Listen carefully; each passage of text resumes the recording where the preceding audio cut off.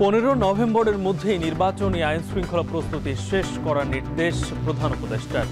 ডিসেম্বরের শুরুতেই ভোটের তারিখ জানাতে পারে ইসি।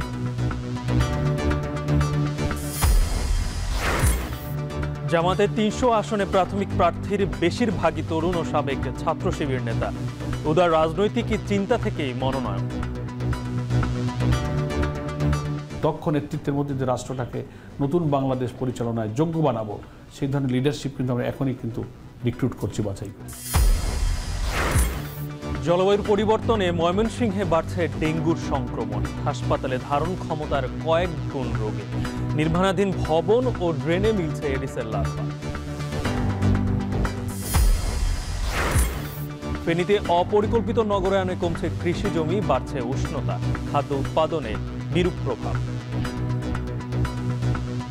প্রতি বছর এই জমি কমে প্রায় আমরা 3 থেকে 4 হেক্টর জমি হারাইছি। শুল্ক উত্তেজনার মধ্যেই দক্ষিণ কোরিয়ার বুসানে বহুল প্রতীক্ষিত বৈঠক ট্রাম্প শি জিনপিং। বাণিজ্য চুক্তি সয়ে আশাবাদী মার্কিন প্রেসিডেন্ট।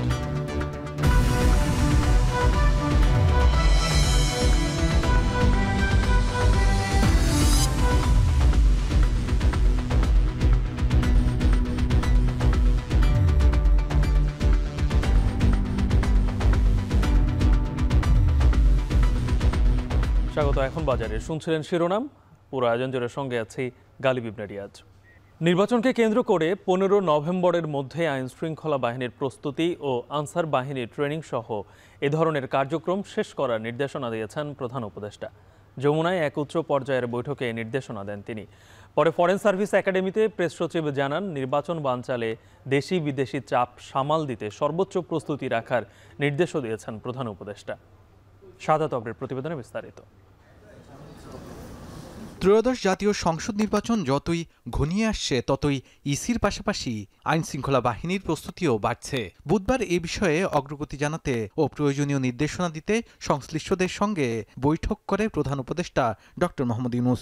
বৈঠকে হাজির ছিলেন নির্বাচন কমিশনের প্রতিনিধি দল ও দেশের নিরাপত্তা বাহিনীর প্রতিনিধিরা। নির্বাচনী প্রস্তুতি সংক্রান্ত উচ্চ পর্যায়ের বৈঠক শেষে রাজধানীর ফরেন সার্ভিস একাডেমিতে ব্রিফিং করেন প্রধান উপদেষ্টার প্রেস সচিব শফিকুল আলম। তুলে ধরেন বৈঠকের গুরুত্বপূর্ণ সিদ্ধান্তগুলো। জানান, আগামী 15 নভেম্বরের মধ্যে আইন শৃঙ্খলা বাহিনীর প্রস্তুতি ও আনসার বাহিনীর ট্রেনিং সহ সব ধরনের প্রস্তুতি শেষ করার নির্দেশনা দিয়েছে প্রধান উপদেষ্টা। কিছু প্রাইমারি যে কাজগুলো আছে, যেগুলো একদম করতেই হবে, সেগুলো উনি চাচ্ছেন যে এটা খুব দ্রুত এটা শেষ হোক, 15 নভেম্বরের মধ্যে হলে এটা বেটার। আর কিছু কিছু কাজ তো আছে, যেমন ধরেন শিডিউল ঘোষণা করার পরে তো অনেক কাজ তখন আসবে, সেগুলো করতে হবে। বাট কাজটা খুব, এবং আজকের থেকে মানে একটা দিনও যাতে নষ্ট না হয়। সোশ্যাল মিডিয়ার রিলেটেড যেমন একটা কমিটি করা, এটা এই কমিটি একদম উপজেলা পর্যন্ত করা, তারপরে এই যে বডি অন কাম, এটার যে প্রকিউরমেন্ট সেগুলো করা, অনেক ক্ষেত্রে আনসারের কিছু কিছু ইস্যু আছে সেগুলো করা। প্রেস সচিব আরও জানান, ফেব্রুয়ারিতে নির্বাচনের লক্ষ্যে ডিসেম্বরের প্রথম সপ্তাহে ভোটের তারিখ জানাতে পারে ইসি। আমাদের তরফ থেকে আমরা বারবার একটা কথাই বলছি যে ফেব্রুয়ারির প্রথমার্ধে ইলেকশন হবে, আর ইলেকশনের ডেটটা ঘোষণা করবেন ইলেকশন কমিশন, এবং ওনারা এই বিষয়ে বলেছেন তো সম্ভবত ডিসেম্বরের ফার্স্ট উইকে ওনারা জানাবেন। গত 15 বছর ধরে যারা নির্বাচনের কাজের সাথে সম্পৃক্ত ছিল, তারা এই নির্বাচনে কোনো কাজের সাথে যুক্ত হতে পারবে না বলেও বৈঠকে সাফ জানান প্রধান উপদেষ্টা। নিশ্চিত করা হয় নির্বাচনে 92,500 সেনা ও নৌ সদস্য মাঠে থাকবে। মিস ইনফরমেশন, ডিসইনফরমেশন ছড়ানো হচ্ছে, সেটা নিয়ে আজকের মিটিংয়ে বড় রকমের আলাপ হয়, এবং দুইটা কমিটি করার কথা বলা হয়। একটা হচ্ছে সেন্ট্রাল কোঅর্ডিনেশন কমিটি, যারা এই পুরো কোঅর্ডিনেশনটা করবেন, এবং এই সেন্ট্রাল কোঅর্ডিনেশন কমিটিটা যাতে একদম উপজেলা পর্যন্ত এই কমিটিটা থাকে, এইটার জন্য বলা হয়েছে, এবং সেই বিষয়ে অলরেডি স্টেপ নেওয়া হচ্ছে। নির্বাচনের সময় নিরাপত্তা বাহিনীর সদস্যদের নিজ এলাকায় পদায়ন না করার ব্যাপারেও সিদ্ধান্ত হয়। শাহাদাত অভ্র, এখন ঢাকা। আসন্ন ত্রয়োদশ সংসদ নির্বাচনে ইতিমধ্যে 300 আসনে প্রাথমিক প্রার্থী ঘোষণা করেছে জামাত ইসলামী, যাদের বেশিরভাগই তরুণ। রয়েছে ছাত্র শিবিরের 2 ডজনেরও বেশি সাবেক কেন্দ্রীয় সভাপতি। জুলাই পরবর্তী সময়ে তরুণদের এমন গুরুত্ব জামায়াতের কৌশল কিনা, এমন প্রশ্নের জবাবে দলটির সেক্রেটারি জেনারেল মিয়া গোলাম পরোয়ার জানান, উদার রাজনৈতিক চিন্তা এবং ইনক্লুসিভ আইডিয়া থেকেই তরুণদের বেছে নিচ্ছে দলটি। আরও জানাচ্ছেন ওমর ফারুক।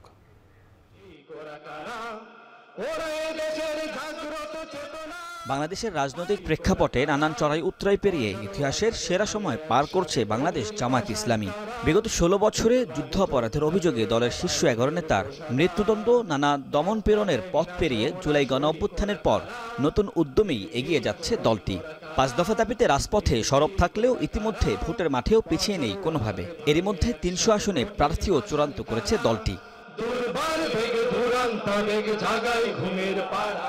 সাম্প্রতিক সময়ে ডাকসু সহ বিশ্ববিদ্যালয়গুলোর ছাত্র সংসদে শিবির প্যানেলের জয়ে জাতীয় নির্বাচন ঘিরেও আরও আত্মবিশ্বাস বেড়েছে জামায়াতের। আর এরই ধারাবাহিকতায় আসন্ন নির্বাচনে লড়াইয়ের মাঠে সামনে আনা হচ্ছে তরুণ নেতৃত্ব। প্রার্থী তালিকায় তাই ২ ডজনেরও বেশি রয়েছে ইসলামী ছাত্র শিবিরের সাবেক সভাপতিরা। যুবকদের একটা উল্লেখযোগ্য অংশ তারা এবার ভোট দিবেন। যারা আগে ভোটার হলেও নির্বাচন সেভাবে না হয়, তারা ভোট দেওয়ার সুযোগ পান নাই। আমরা মনে করি জামায়াত ইসলামী এবারের যুবক সমাজকে আকৃষ্ট করার জন্য যাদের উল্লেখযোগ্য সংখ্যক যুবক তরুণ নেতৃত্ব পার্লামেন্টে গিয়ে কথা বলতে পারে, সেই দিকটাকে জামাত অগ্রাধিকার দিয়েছে। তরুণদের অনেকেই মনে করছেন ভারতীয় আধিপত্যবাদ বিরোধিতা ও ফ্যাসিবাদ বিরোধী অবস্থান থেকেই তরুণদের গুরুত্ব দিচ্ছে জামাত। উপজেলার নির্বাচনে সফলতাকেও প্রার্থী হিসেবে তরুণ প্রার্থীদের বাছাইয়ে ভূমিকা রাখছে। তারা মনে করছে ধমকের রাজনীতির বদলে নতুন কিছুকেই স্বাগত জানাবেন ভোটাররা। দীর্ঘ ১৬ বছর আমরা যে ভারতের আধিপত্যবাদের মধ্যে ছিলাম, বাংলাদেশে আর কখনোই যেন আমাদের পার্শ্ববর্তী কোনো দেশ যেন আমাদের উপরে আধিপত্য বিস্তার করতে না পারে। তরুণদের হাত ধরেই আগামী দিনের এই যে কাঙ্ক্ষিত পরিবর্তন, কাঙ্ক্ষিত যে মানুষের প্রত্যাশা, সেটা আসবে ইনশাআল্লাহ। যে পুরাতন রাজনীতিকে সবাই না বলে দিচ্ছে, আমি জানি না আমাদের এটা রাজনীতিবিদরা মানে ওই অর্থে আর কি সবাই মিলে বুঝতে পারছেন কিনা। আপনি যেন তেন একটি বয়ান তৈরি করলে, একটা ন্যারেটিভ তৈরি করলে কিন্তু মেনে নিচ্ছেন। তবে ৭১-এর মুক্তিযুদ্ধে জামায়াতের ভূমিকা নিয়ে বিতর্ক এড়াতে তরুণ নেতৃত্বকে সামনে আনা জামায়াতের কৌশল কিনা এমন প্রশ্নের জবাবে দলটির সেক্রেটারি জেনারেল মিয়া গোলাম পরোয়ার বলেন, প্রার্থী বাছাইয়ের ক্ষেত্রে উদার রাজনৈতিক চিন্তাকেই গুরুত্ব দিচ্ছে দল। বলেন, তরুণরা নির্বাচিত হলে রাষ্ট্র পরিচালনার ভার সামলাতে বেগ পেতে হবে না। আসনগুলোতে এ পর্যন্ত প্রাথমিক বাছাই যা করেছি তার মধ্যে আমাদের তরুণ প্রার্থীদের সংখ্যা অনেক উল্লেখযোগ্য। সাবেক সব ছাত্র নেতারা আছেন। এটা খানিকটা ইনক্লুসিভ আইডিয়া, জামাতকে খানিকটা উদার রাজনৈতিক চিন্তা থেকে রাষ্ট্র পরিচালনার এই দায় ঘাড়ে আসলে আমরা কিভাবে সক্ষম এবং দক্ষ নেতৃত্বের মধ্যে যে রাষ্ট্রটাকে নতুন বাংলাদেশ পরিচালনায় যোগ্য বানাবো, সেই ধরনের লিডারশিপ কিন্তু আমরা এখনই কিন্তু রিক্রুট করছি, বাছাই করছি।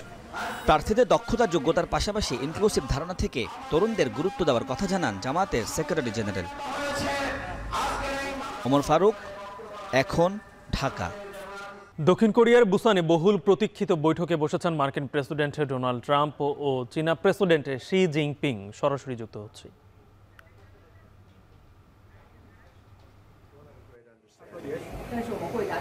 We have a great relationship. We've always had a great relationship.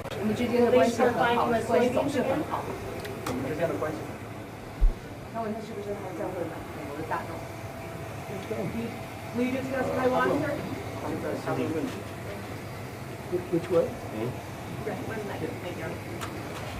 Thank you very much. Please.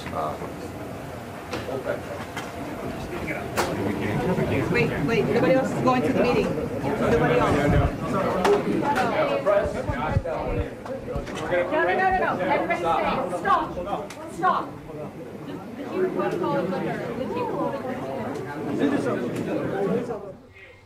দক্ষিণ কোরিয়ার বুসানে বহুল প্রতীক্ষিত বৈঠকে বসছেন মার্কিন প্রেসিডেন্ট ডোনাল্ড ট্রাম্প ও চীনা প্রেসিডেন্ট শি জিনপিং। সরাসরি যুক্ত ছিলাম সেখান থেকেই।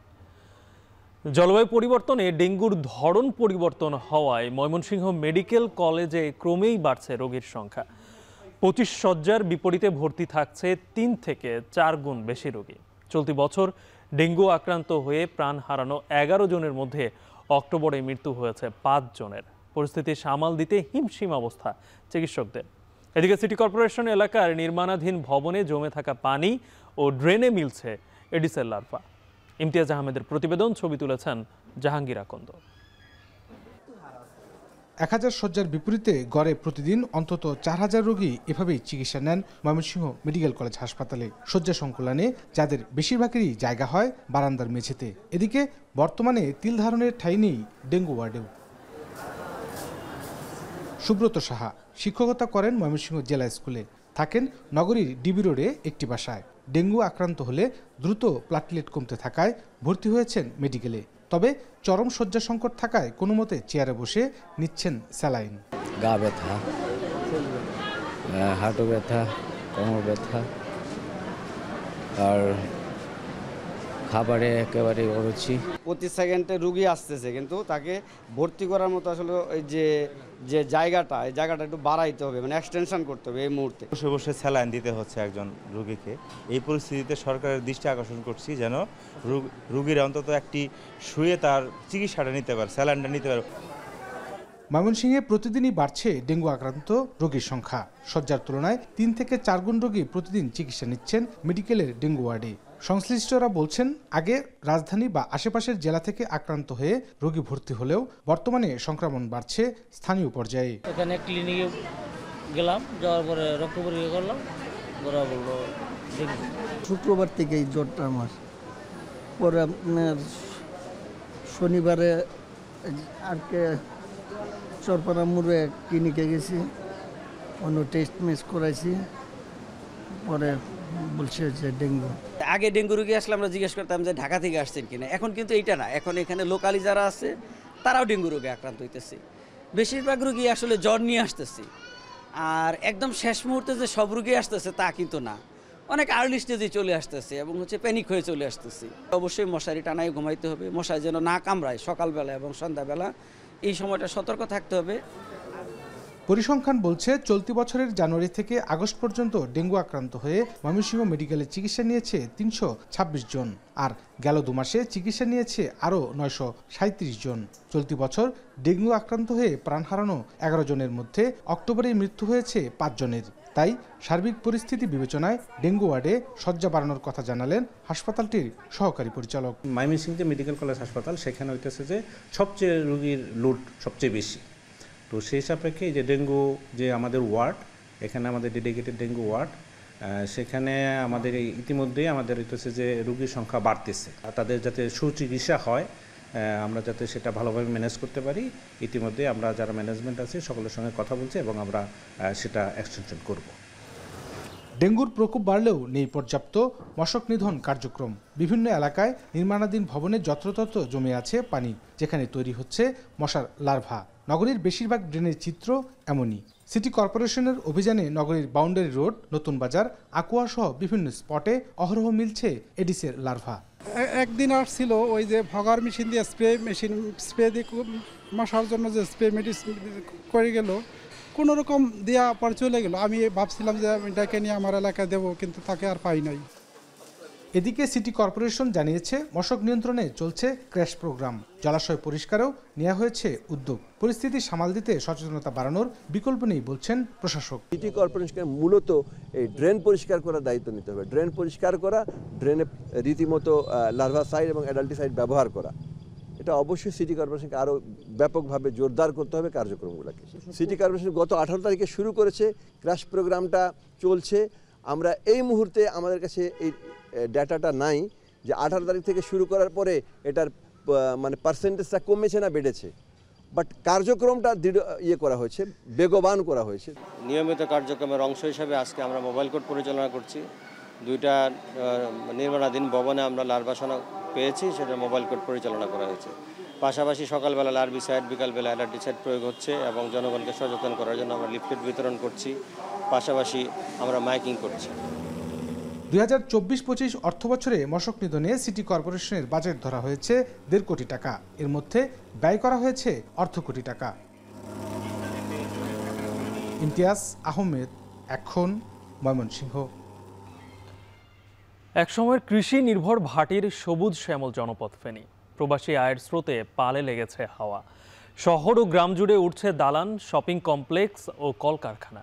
নিয়ন্ত্রণহীন অপরিকল্পিত অবকাঠামোর এই উন্নয়নে ধীরে ধীরে হারিয়ে যাচ্ছে সবুজ, কমছে কৃষি জমি, বদলে যাচ্ছে জেলার প্রাকৃতিক চিত্র। দিন দিন যা পরিণত হচ্ছে উষ্ণ রুক্ষ জনপদে, কমেছে খাদ্য উৎপাদন, এছাড়াও বিরূপ প্রভাব পড়ছে সার্বিক পরিবেশে। সুলাইমান ডালিমের প্রতিবেদন, ক্যামেরায় ছিলেন দুলাল তালুকদার।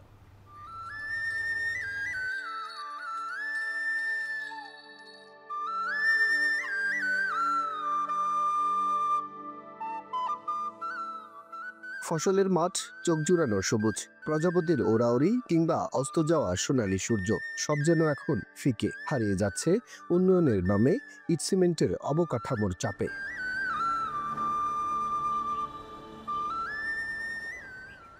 এই চিত্র ফেনীর মফস্বল শহর ছাগলনাইয়ার। এক দশক আগেও যেখানে ছিল ফসলি মাঠ, এখন সেখানে উঁচু দালান সহ নানা অবকাঠামো। উন্নয়নের ছোঁয়া লাগছে ঠিকই, তবে চরম ঝুঁকিতে পড়েছে কৃষিজমি। এছাড়া বাড়ি তৈরির জমি নির্বাচনে তোয়াক্কা নেই কোনো ধরনের নিয়ম নীতির। চতুর্দিকে তাকাইলে কি কথা অপরিকল্পিত যে মানে ভবন নির্মাণ, এবং এটাতে প্রমাণ হয় যে কি কথা এখানে যে কৃষি জমির কোনো কি কথা সুরক্ষার কোনো ব্যবস্থা নেই। প্রচুর কৃষি জমি ধ্বংস হয়েছে, কৃষি জমি ধ্বংস করে, অথচ দেখা গেছে যে যারা এখানে এসে বাড়ি করেছে তাদের গ্রামে একটি বাড়ি আছে। বছর দশেক আগেও এই মাঠের পুরোটা জুড়ে ছিল কৃষি জমি, প্রথমে একটু, এরপর আরেকটু। ক্রমান্বয়ে হয়তো এই মাঠের পুরোটাই যাবে শিল্প কারখানার পেটে। অনিয়ন্ত্রিতভাবে কৃষিজমি গ্রাসের এই চিত্র শুধু ফেনীর ছাগলনাইয়ার নিষ্কুঞ্জরায় নয়, আবাসন অবকাঠামোগত উন্নয়নে হারিয়ে যাচ্ছে পুরো জেলা জুড়ে কৃষিজমি। কৃষি সম্প্রসারণ অধিদপ্তর বলছে, গেল এক দশকে জেলায় ৪,৭৬০ হেক্টরের বেশি আবাদি জমি কমেছে। প্রতি বছর কমেছে ৪৭৬ হেক্টরের বেশি। যেসব জমিতে একসময় ধান সহ বিভিন্ন ফসল হতো, এখন সেখানে ঘরবাড়ি, ইটভাটা, রাস্তাঘাট সহ বিভিন্ন অবকাঠামো। এই পরিস্থিতি চলতে থাকলে ঝুঁকিতে পড়তে পারে খাদ্য উৎপাদন। প্রতি বছর এই জমি কমে, যদি আমরা বলি 0.70% যদি কমে, তাহলে আমরা বর্তমানে ৭২,০০০ থেকে এখন আমরা ৬৮,০০০ হেক্টরের জমি পরিণত হয়েছে। প্রায় আমরা ৩ থেকে ৪ হেক্টর জমি হারাইছে। এদিকে স্থানীয় আবহাওয়া অফিস বলছে, কৃষি জমি, গাছপালা ও সবুজ ধ্বংস করে অবকাঠামোগত উন্নয়নের ফলে বেড়েছে জেলার সার্বিক উষ্ণায়ন। 11/5/2025 39.3 ডিগ্রি সেলসিয়াস ছিল, এটা দেশের সর্বোচ্চ ছিল এবং ফেনীর মধ্যে সর্বোচ্চ রেকর্ড। তো এগুলো আমি যে মনে করি এগুলো মূলত কারণ হচ্ছে মানব সৃষ্ট কারণে। তো এগুলো হচ্ছে আপনার ঘরবাড়ি তৈরি করা কারণে। সচেতন নাগরিক সমাজ বলছে, সময় এখন সিদ্ধান্তের। উন্নয়ন আর কৃষিজমি দুয়ের ভারসাম্যেই টিকে থাকবে দেশের ভবিষ্যৎ। সুলাইমান ডালিম, এখন ফেনী। চাহিদা কম থাকায় মানিকগঞ্জে কমেছে মাংস বিক্রি। সপ্তাহের ব্যবধানে 20 টাকা পর্যন্ত কমেছে মুরগির মাংসের দাম, আর অপরিবর্তিত রয়েছে গরু ও খাসির মাংসের দাম। এদিকে সরবরাহ বাড়ায় কুষ্টিয়ায় কমেছে মাছের দাম। সপ্তাহ ব্যবধানে 20 থেকে 30 টাকা কমেছে দাম। এদিকে এ নিয়ে আরও জানাতে মানিকগঞ্জ পৌরসভার নিমতলী মাংস বাজার থেকে আসাদ জামান ও কুষ্টিয়া পৌর মাছ বাজার থেকে যুক্ত হচ্ছেন মেজবাউদ্দিন পলাশ। শুরুতেই আসাদের কাছে যাচ্ছি। আসাদ, বাজারে মাংসের দাম কেমন, আর দাম নিয়ে ক্রেতা বিক্রেতারা কি বলছেন? গালিব, আমি এখন রয়েছি মানিকগঞ্জ পৌরসভার নিমতলী মাংসের বাজারে। মূলত মাসের শেষের দিক হওয়াতে মাংসের বিক্রি কিন্তু অনেকাংশেই কমেছে, অর্থাৎ চাহিদা কম থাকা আমরা দেখতে পেয়েছি। বাজারে ক্রেতা সংকট রয়েছে এবং পাশাপাশি দামও কিন্তু কমেছে। তো আজকের মুরগির বাজার দর সম্পর্কে যদি বলতে চাই, যে 20 টাকা কমে কিন্তু আজ সোনালী মুরগি প্রতি কেজি বিক্রি হচ্ছে 180 টাকা দরে, এবং ব্রয়লার বিক্রি হচ্ছে 170 থেকে 180 টাকা। আর যে গরুর মাংস রয়েছে, গরুর মাংস কিন্তু বিক্রি হচ্ছে আজ 650 টাকা কেজিতে এই বাজারে। কিন্তু অন্যান্য বাজারে আমরা খবর নিয়ে জেনেছি সেটা হচ্ছে 700 থেকে 720 টাকা বিক্রি হচ্ছে। আর খাসির মাংসের দাম কিন্তু 1100 টাকা কেজি দরে বিক্রি হচ্ছে। আমার পেছনে যে দোকানগুলো রয়েছে তাদের সাথে কথা বলেছি, তারা আমাদেরকে জানিয়েছেন মূলত মাসের শেষের দিক হওয়াতে ক্রেতা সংকটে তারা ভুগছেন। অর্থাৎ আগে যেখানে একজন দোকানি 30 থেকে 20,000 টাকার মতো বিক্রি করতেন, তাদের কিন্তু এখন 3 ভাগের 1 ভাগ বিক্রি হয়, অর্থাৎ 2 ভাগ কিন্তু তাদের বিক্রি কমে গেছে। অপরদিকে মাংসের বাজারেও গরুর মাংস এবং খাসির মাংসের যারা বিক্রেতা রয়েছে তাদেরও কিন্তু একই অবস্থা। যেখানে আগে প্রতিদিন তারা একটা করে গরু বিক্রি করতেন, এখন দেখা যাচ্ছে যে দুজন ব্যবসায়ী মিলে একটা গরু বিক্রি করছেন। অর্থাৎ ক্রেতা সংকট কিন্তু শুধু এই বাজারে নয়, আমরা অন্যান্য বাজারেও কথা বলেছি বিক্রেতাদের সাথে। যেমন গরুর মাংসের বাজার জুড়ে সবচেয়ে বড় একটা বাজার হচ্ছে পৌরসভার আরো একটি ভুলজারা মাংসের বাজার, সেখানে 10 জন মাংস বিক্রেতা রয়েছে। কিন্তু ক্রেতা সংকটের কারণে কিন্তু সেখানে 4 জন মাংস বিক্রেতা তাদের বিক্রি বন্ধ রেখেছে। অর্থাৎ সেখানে কিন্তু 6 জন মাংস বিক্রেতা রয়েছে, সেখানেও তারা বিক্রি করছেন 680 থেকে 720 টাকা পর্যন্ত গরুর মাংসর কেজি। আমরা ক্রেতাদের সাথে কথা বলেছি, ক্রেতারা জানিয়েছেন যে আসলে মাসের মাত্র আর একদিন আছে, শেষ দিকে টাকা পয়সা কম থাকার কারণে কিন্তু তারা আসলে মূলত মাংসের যে বাজার, এই বাজারে কিন্তু মাংস কিনতে আসছেন না। অর্থাৎ যারাও কিনছেন তারাও একেবারে নিতান্ত প্রয়োজন ছাড়া এখানে এখন মাংস কিনছেন না। অনেকক্ষণ যাবত দেখতে পেয়েছি মানে খুবই কম সংখ্যক ক্রেতা সমাগম রয়েছে। তো গালিব, এই ছিল আমার কাছে মাংসের বাজার থেকে সবশেষ সংবাদ। কুষ্টিয়া পৌর মাছ বাজার থেকে যুক্ত হচ্ছেন মেজবাউদ্দিন পলাশ। পলাশ, মাছের সরবরাহ কেমন দেখছেন এবং এটা দামে কেমন প্রভাব ফেলছে?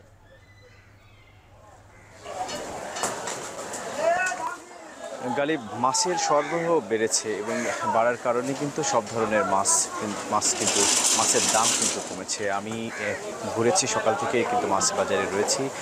যেরকম যে সিলভার যে মাছটি সেটি কিন্তু আসলে সেটি বিক্রি হচ্ছে 160 টাকা, তেলাপিয়া সেটি 200 থেকে 220 টাকা। এছাড়া যে বড় ধরনের বড় সাইজের যে ইলিশ আর কি, সেটি কিন্তু আসলে বিক্রয় হচ্ছে 2500 টাকা এবং মানে এটি কিন্তু আসলে 800 থেকে 2500 টাকা পর্যন্ত আসলে বিক্রয় হচ্ছে জাত ভেদে। একটা বিষয় আসলে বলে রাখি যে পাঙ্গাস মাছগুলো রয়েছে সেগুলো কিন্তু রয়েছে 160 টাকা, রুই মাছ সেটি আসলে 200 টাকা এরকম। কিন্তু আমরা নদীর মাছ, সেই নদীর মাছের দামও কিন্তু কমছে। নদীর মাছ কিন্তু আসলে সেখানেও কিন্তু আমরা দেখেছি যে চিংড়ি সেটি কিন্তু 550 থেকে 600 টাকা এবং যে জিওল যে মাছটি সেটি কিন্তু 500 থেকে 600 টাকার মধ্যে আসলে বিক্রি হচ্ছে। এক কথায় নাগালের বাইরে রয়েছে এবং এতে কিন্তু তবে এই সময় যে এই বছরের এই সময়ে কিন্তু আসলে মাছের যে সরবরাহ বাড়ে বাজারে, এতে কিন্তু আসলে দাম কিন্তু আসলে কমেছে। এবং একটু বিষয় যে মাছের এই সময় শেষ সময়ে এতে কিন্তু ক্রেতা সমাগমের কিন্তু খুব একটা ভিড় কিন্তু আমার চোখে পড়েনি। আমি সকাল থেকে এখানে দেখেছি যে ক্রেতা সমাগম কিন্তু তাদের কিন্তু খুব একটা উপস্থিতি আসলে নেই। তারা বলছেন যে, এবং আমি এই নিয়ে কিন্তু কথা বলছি ব্যবসায়ীদের সাথে, ব্যবসায়ীরা বলছেন যে এটি কিন্তু সবচেয়ে বড় যে বাজার, এই বাজারে কিন্তু জেলা সহ আশপাশের যে জেলার থেকেও কিন্তু তারা মাছ বিক্রয় করতে আসেন চাষিরা এবং সেই মাছগুলোই কিন্তু বিক্রয় হয়। একটি বিষয়ে বলে রাখি যে আমি এগিয়ে কিন্তু বাজার মনিটরিং যিনি কর্মকর্তা রয়েছেন তিনি তার সাথে কথা বলেছি। তিনি বলছেন যে এই সময়ে মাছের দামের কম থাকার কারণে কিন্তু আসলে বেশ স্বস্তি নিয়ে কিন্তু বাজারে আসেন ক্রেতারা।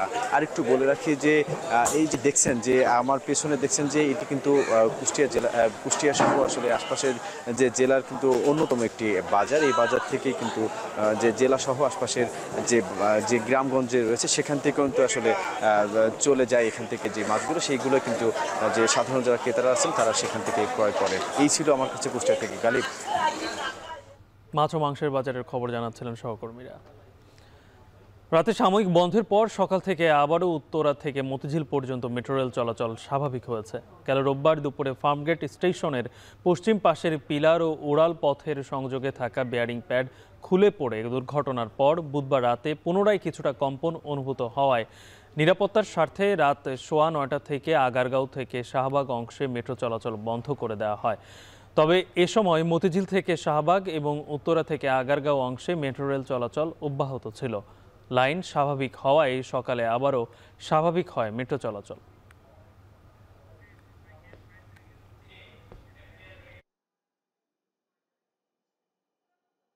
জমি অধিগ্রহণ জটিলতায় নওগাঁ বদলগাছি আঞ্চলিক মহাসড়কের প্রায় 2 কিলোমিটার অংশে কাজ বন্ধ রয়েছে। এতে সড়কে ছোট বড় খানাখন্দে বেড়েছে জনদুর্ভোগ, ঘটছে দুর্ঘটনা। দ্রুত সমস্যা সমাধানে চলাচলের উপযোগী করার দাবি স্থানীয়দের। আব্বাস আলীর পাঠানো তথ্যছবিতে বিস্তারিত।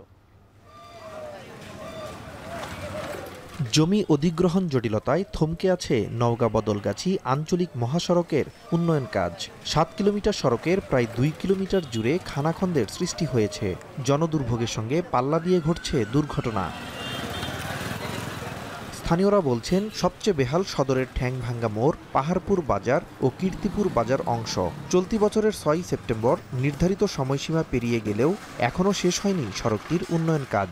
ধুলায় অবস্থা খারাপ আমাদের এত সমস্যাটা হয়। বৃষ্টি হলে প্রচুর পরিমাণে বৃষ্টি জমা হয় এবং কোনো গাড়ি ঘোড়া রাস্তা দেখতে পায় না আর কি, এবং অ্যাক্সিডেন্ট হয়। আমার পরপর 4-5টা অ্যাক্সিডেন্ট হলো। ছাত্রছাত্রীকে হাত পা ভরে যায়, কাদা কাদিয়ে একটু পানি হয়ে যায় রাস্তায় গর্ত থাকার কারণে মোটরসাইকেলের সামনের চাকা গর্তে পড়ে যায়, গাড়ি উল্টে পড়ে যায়। 58,38,51,000 টাকা ব্যয়ে সড়কটি সংস্কারের কাজ করে জামিল ইকবাল মাহফুজ খান লিমিটেড জয়েন্ট ভেঞ্চার নামে একটি ঠিকাদারি প্রতিষ্ঠান। দীর্ঘদিনেও কাজ শেষ না হওয়ায় বিপাকে এলাকাবাসী। এদিকে জমি অধিগ্রহণ জটিলতায় সড়ক উন্নয়ন কাজ ব্যাহত হচ্ছে বলে জানায় প্রকল্প ব্যবস্থাপক। অনেক জায়গাতে আমরা জানাইছি এর আগে, কিন্তু আসলে এই রাস্তার কাজটা হচ্ছে না। গাড়ি কাট হয়ে যায়, স্ট্যান্ড বক্স কলম কাটে যায়, হ্যাঁ চলাচলে খুব সমস্যা হয়ে যায়। রাস্তার কারণে গাড়ি চালানো খুব কঠিন, সপ্তাহে 200-300 টাকা খরচ হয়ে যায়। একর সমস্যার সমাধান হলে আমরা কাজটা করে ফেলবো। করটা আমাদের মধ্যে না, এটা হচ্ছে রোডসের সড়ক ভবনে আপনার কথা বলতে হবে। ডিসি অফিসে কোন প্রক্রিয়া আছে সেটা তারা ভালো বলতে পারবে। জমি অধিগ্রহণে ভূমি মন্ত্রণালয় থেকে টাকা পরিশোধ করা হয়েছে বলে জানিয়েছে সড়ক বিভাগ।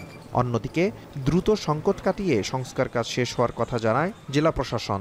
ভূমি কাজ প্রায় শেষ দিকে, আমরা টাকাও দিয়ে দিচ্ছি, ডিসি অফিসেও টাকা দিচ্ছে। আশা করি তারা টাকাটা পেয়ে গেলে আমাদের জায়গাটা হস্তান্তর করলে আমরা দ্রুত কাজ শেষ করতে পারবো। জনদুর্ভোগের বিষয়টা আমাদের জেলা প্রশাসনের নজরে এসেছে। আমরাও চেষ্টা করছি রাত দিন কাজ করে হলে যেন আমরা এই এলাকাগুলো দ্রুত মানুষকে যারা ক্ষতিগ্রস্ত হয়েছেন তাদের পেমেন্টগুলো দিতে পারি। দ্রুত সমস্যা সমাধান করে সড়ক উন্নয়নের কাজ শেষ করার দাবি স্থানীয়দের। এখন নওগাঁ। যশোর সদর উপজেলার তেঘরিয়া এক সময় ছিল কৃষি ও দিনমজুর নির্ভর গ্রাম, কিন্তু এই গ্রাম এখন সুপরিচিত কাঠের তৈরি নানা তৈজসপত্রের জন্য। যেখানে আগে সবুজ খেতে কৃষকের শ্রমে দেখা মিলত, সেখানে দিনভর কারিগরদের কর্মব্যস্ততা ও কাঠ কাটা মেশিনের শব্দ। এখানে তৈরি কাঠের পণ্যের চাহিদা ঢাকা, সিলেট, চট্টগ্রাম সহ দেশের বিভিন্ন জেলায়। ফলে অর্থনৈতিকভাবে সচ্ছলতা আসছে তেঘরিয়া গ্রামে। এনামুল হকের ক্যামেরায় আরও জানাচ্ছেন রিপন হোসেন।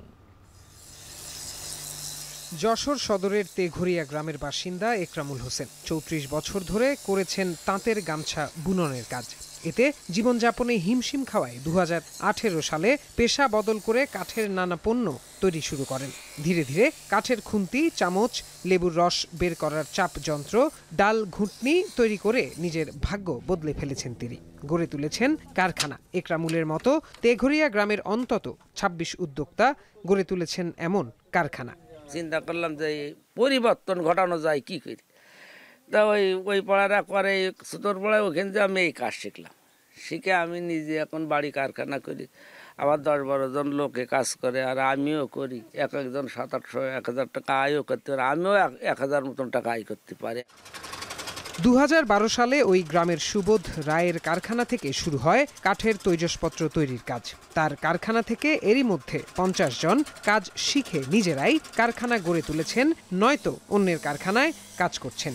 এতে মালিকদের পাশাপাশি ভাগ্য বদলেছে শ্রমিকদেরও। প্রথম চামচ খুঁটি তৈরি করলাম, পরে স্লোভাবে চলতো, তারপর দেখা গেল এটা বাজারে খুব চাহিদা বাড়িয়ে গেল। তখন আমরা আস্তে আস্তে এটা আরও বড় করার চিন্তা ভাবনা নিয়ে শুরু করলাম। কোনো কাজের ঠিক নেই, যখন যে কাজ তখন সেই কাজ করতাম। তারপর থেকে এই খুন্তি নাকড়ির কারখানা হলে এই কাজ শিখে এখন বর্তমানে এই কাজই করতেছি। আমি সর্বপ্রথম থেকে এই কাজ শিখেছি আর এই কাজই করতেছি। আল্লাহ দিলে অনেকটাই ভালো আছি। এখানে আমি কাজ করে কিছুটা স্বাবলম্বী হয়েছি, মানে আমার সংসারটা আমি খুব ভালোভাবে চালাতে পারতেছি। বৈদ্যুতিক লোডশেডিং ও প্রয়োজনীয় মূলধনের অভাবে পণ্যের ব্যাপক চাহিদা সত্ত্বেও উৎপাদন ব্যাহত হচ্ছে বলে জানালেন উদ্যোক্তারা। এ সমস্যার সমাধান হলেই বিদেশেও পণ্য রপ্তানি করতে পারবেন বলে মনে করছেন তারা। এখানে শুরু করার পরে আমাদের চাহিদাটা অনেক বাড়ে, হঠাৎ করে অনেক চাহিদা বেড়ে যায়। চাহিদা বাড়ার কারণে আমরা তখন 2 জন থেকে 4 জন, 8 জন, 10 জন প্রয়োজন অনুযায়ী আমরা লোক বাড়ানো শুরু করি। যে ব্যবসাটা মানে নিত্য আয়, দেখা যাচ্ছে একটা শ্রমিক যদি 1000 টাকা আয় করে, তা আমার হয়তো 200-300 থাকে, তাহলে আমি 10টা লোক খাটাতে পারলি দেখা যাচ্ছে যে প্রতিদিন কিছু আমার মুনাফা থাকে। বিসিক জানায় এই উদ্যোক্তাদের সহজ শর্তে ঋণ দেওয়ার সুযোগ রয়েছে। শিল্পোন্নয়নে সব ধরনের সহায়তা দেওয়া হবে। আমরা ইতিমধ্যে ভিজিট করেছি এবং তারা কিছু সমস্যার কথা উল্লেখ করেছে, বিদ্যুতের সমস্যা, আর্থিক অসচ্ছলতা এবং পণ্যের বাজারজাতকরণের বিষয়টি বেশি গুরুত্ব আরোপ করেছে। সে বিষয়ে আমরা মূলত আশ্বাস দিয়েছি, আমরা বিদ্যুৎ বিভাগকে আমাদের দপ্তর থেকে একটি পত্র প্রদান করব যাতে নিরবচ্ছিন্ন বিদ্যুৎ তারা পেতে পারে। আর তাদের পণ্যের মার্কেটিংয়ের জন্য ইতিমধ্যে আমরা মেলা করে থাকি, জানেন আপনারা, বিসিক জেলা পর্যায়ে মেলা করে, মেলার মাধ্যমে তাদের পণ্যের প্রচারটা আমরা করে দিতে পারবো। তেঘরিয়ার 26টি কারখানায় কাজ করছেন অন্তত 500 নারী পুরুষ। বছরে এখান থেকে প্রায় 5 কোটি টাকার পণ্য যায় সারা দেশে। এখন যশোর। শুল্ক উত্তেজনা কমাতে দক্ষিণ কোরিয়ার বুসানে বৈঠকে বসেছেন মার্কিন প্রেসিডেন্ট ডোনাল্ড ট্রাম্প ও চীনা প্রেসিডেন্ট শি জিনপিং। এতে বেশ কয়েকটি বাণিজ্যিক চুক্তি হওয়ার কথা রয়েছে তাদের মধ্যে। 2019 সালের পর এই প্রথম সরাসরি আলোচনায় বসেছেন বিশ্বের সবচেয়ে বড় 2 বাণিজ্যিক প্রতিদ্বন্দ্বী দেশ। এরই মধ্যে বুসানের ঘিমি আন্তর্জাতিক বিমানবন্দরে পৌঁছে শুভেচ্ছা বিনিময় করেছেন ট্রাম্প ও জিনপিং। আসিয়ান ও এপেক শীর্ষ সম্মেলনে যোগ দিতে এ সপ্তাহে এশিয়া সফরে আসেন মার্কিন প্রেসিডেন্ট। তার এই সফরের শেষ দিন আজ। শি জিনপিংয়ের সঙ্গে বৈঠক শেষে ওয়াশিংটনে ফেরার কথা রয়েছে তার। চীনের ওপর 145% সম্পূরক শুল্ক আরোপ করেছে যুক্তরাষ্ট্র এবং মার্কিন পণ্যে 130% শুল্ক আরোপ করেছে বেইজিং। ক্যারিবীয় অঞ্চলের 3 দেশ জামাইকা, হাইতি ও কিউবায় তাণ্ডব চালিয়ে অনেকটা দুর্বল হয়ে ক্যাটাগরি 1-এ নেমে এসেছে বছরের সবচেয়ে শক্তিশালী হারিকেন মেলিসা। এরই মধ্যে এতে নিহতের সংখ্যা বেড়ে দাঁড়িয়েছে 30 জনের। সবশেষ পাওয়া তথ্য অনুযায়ী ঝড়টি ঘন্টায় 90 কিলোমিটার গতিতে বাহামা দ্বীপপুঞ্জ অতিক্রম করছে। বৃহস্পতিবার রাতে বারমুডা দিয়ে অতিক্রম করার কথা রয়েছে মেলিসার। মঙ্গলবার ক্যাটাগরি 5 মাত্রায় প্রথমে জামাইকায় আঘাত হানে হারিকেন মেলিসা। এতে নিহত হন অন্তত 4 জন। বিদ্যুৎ বিচ্ছিন্ন হয়ে পড়েছে 77% অঞ্চল। যদিও এরই মধ্যে স্বাভাবিক হতে শুরু করেছে সেখানকার বিমানবন্দরের ফ্লাইট চলাচল। জামাইকার পরে হাইতিতে আঘাত হানলে এতে নিহত হয়েছেন অন্তত 24 জন। ব্যাপক বন্যা দেখা দেয় সেখানে, বিপর্যস্ত হয়ে পড়েছে স্বাভাবিক জীবন। কিউবাতেও দেখা দিয়েছে ভয়াবহ বন্যা।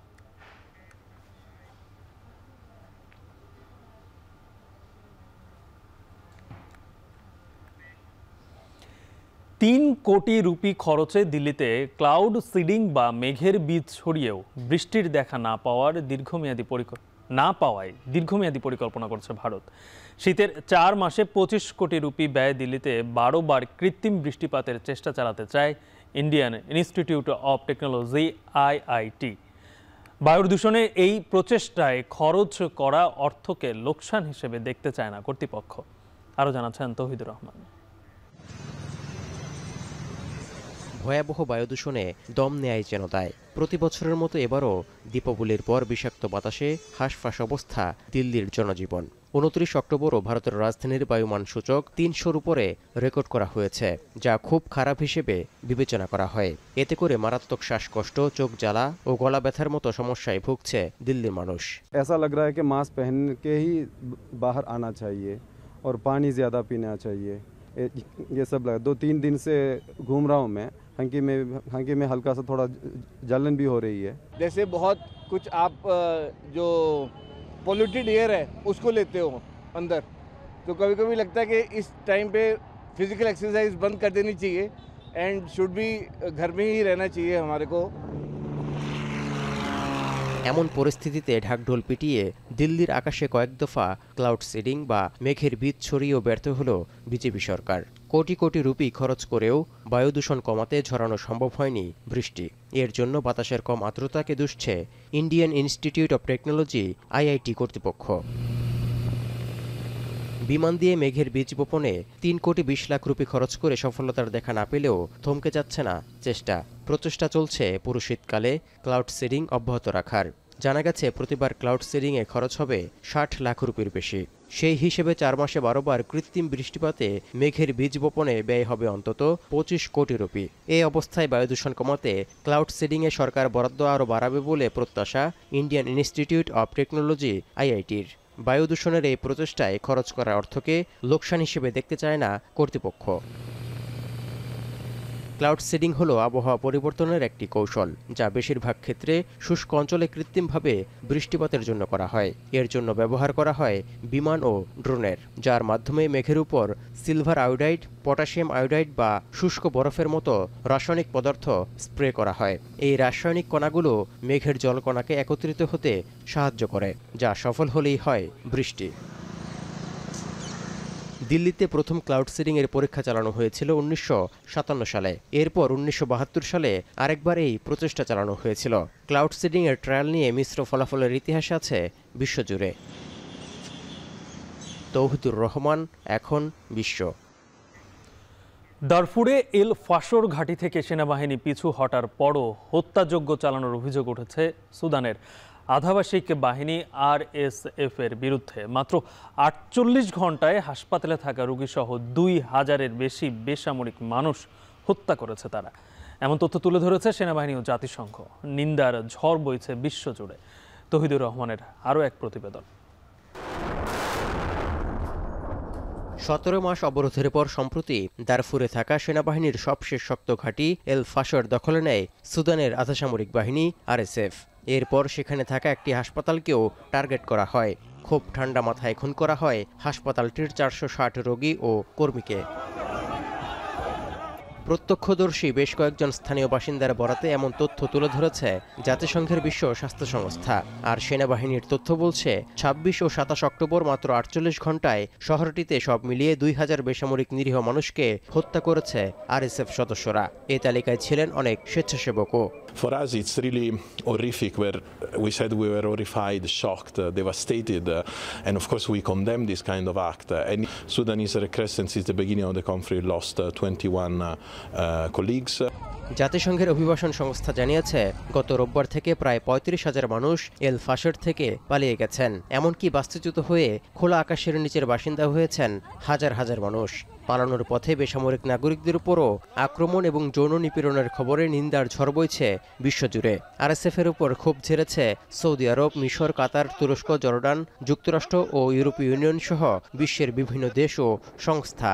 So the situation right now in Al Fasher is really a black box. Like, we really fear for the civilians who are trapped inside the city. And what's even most concerning is that we're not getting any information. ২০২৩ সাল থেকে সুদানের সেনাবাহিনীর সাথে রক্তক্ষয়ী গৃহযুদ্ধে লিপ্ত RSF। এই সংঘাতে এখন পর্যন্ত হাজার হাজার মানুষ নিহত এবং ১,২০,০০,০০০-এর বেশি মানুষ বাস্তুচ্যুত হয়েছে।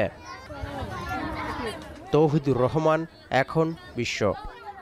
এদিকে চট্টগ্রামে বাংলাদেশ ওয়েস্ট ইন্ডিজের মধ্যকার দ্বিতীয় টি-20 ম্যাচ চলার সময় সাকিব আল হাসানের প্ল্যাকার্ড প্রদর্শন ও জয় বাংলা স্লোগান দেয়াকে কেন্দ্র করে সংঘর্ষের ঘটনা ঘটেছে।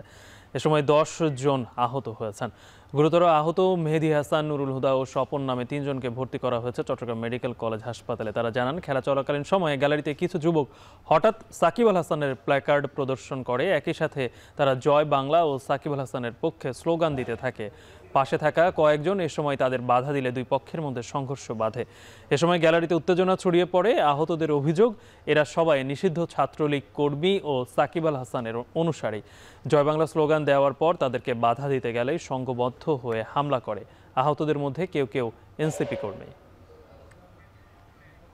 টি শার্টের মধ্যে আবার I love Sakibul Hasan, missing Sakibul Hasan লেখে আবার প্রদর্শন করার পরবর্তীতে আবার ওই যে দর্শক যারা প্রতিবাদ করছিল তারা আবার প্রতিবাদ করে, আমরাও প্রতিবাদ করি। জয় বাংলা স্লোগান দেওয়ার পর আশেপাশে যারা ছিল দর্শক এবং আমাদের জুলাই যোদ্ধারা যায় ওদেরকে বলে যে কি জয় বাংলা স্লোগান না দেওয়ার জন্য, এবং তারা আমাদের উপর ক্ষুব্ধ হয়ে আরও ওরা সংঘবদ্ধ হয়ে আমাদের উপর হামলা চালায়। মানা করা সত্ত্বেও তারা এটার কোনো কর্ণপাত করে নাই। পরে এক পর্যায়ে এসে তারা সংঘবদ্ধ হয়ে এদের উপর হামলা করে। এখন বাজারে শিরোনামগুলো আরও একবার। 15 নভেম্বরের মধ্যেই নির্বাচনী আইন শৃঙ্খলা প্রস্তুতি শেষের নির্দেশ প্রধান উপদেষ্টার। ডিসেম্বরের শুরুতে ভোটের তারিখ জানাতে পারে নির্বাচন কমিশন। জামাতের ৩০০ আসনে প্রাথমিক প্রার্থীর বেশিরভাগই তরুণ ও সাবেক ছাত্র শিবির নেতা।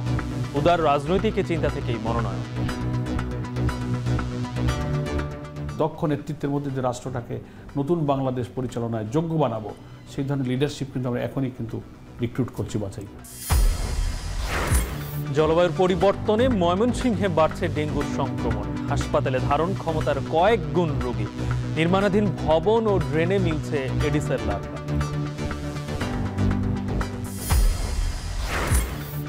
ফেনীতে অপরিকল্পিত নগরায়নে কমছে কৃষি জমি, বাড়ছে উষ্ণতা। খাদ্য উৎপাদনে বিরূপ প্রভাব। প্রতি বছর এই জমি কমে প্রায় আমরা 3 থেকে 4 হেক্টর জমি হারাইছি। এবং শুল্ক উত্তেজনার মধ্যেই দক্ষিণ কোরিয়ার বুসানে বহুল প্রতীক্ষিত বৈঠকে ট্রাম্প শি জিনপিং। বাণিজ্য চুক্তি ইস্যুয়ে আশাবাদী মার্কিন প্রেসিডেন্ট। এই ছিল এখন বাজারের আয়োজন। এখন টেলিভিশন ওয়েবসাইটে দেখতে ভিজিট করুন এখন.tv। ফেসবুকে চোখ রাখুন facebook.com/tv.এখন। আর ইউটিউবে লাইভ দেখতে ভিজিট করুন youtube.com/c/এখন.tv।